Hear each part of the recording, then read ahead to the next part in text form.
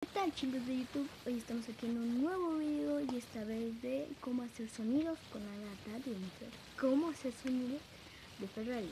Lo primero que van a hacer es agarrar una lata. Les voy a dar una demostración. Miren.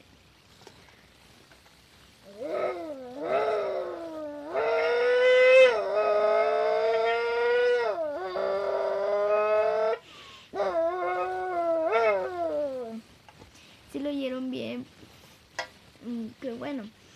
Y les voy a enseñar cómo agarran su lata, la que traen por ahí, por alguna parte lo están agarrando. La van a hacer no tanto ni tampoco, no tanto ni poquito, sino una clase media, pues, digamos. Después le van a quitar con la que se destapa. De ahí le van a dar vuelta para que no le lastime.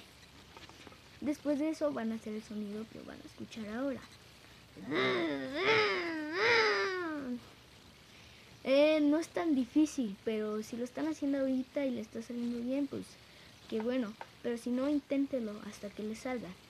De ahí, el sonido que les enseñé, van a agarrar su lata y van a hacer ese sonido. Después van a hacer el sonido con cambios. O sea, este.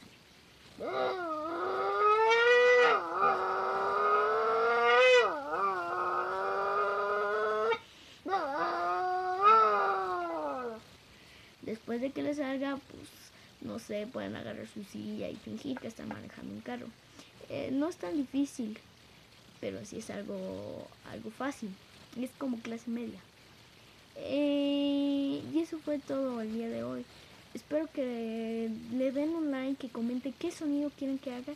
Si se pueden suscribir, les agradecería mucho. Y eso fue el día de hoy. Esto fue todo. Hasta luego.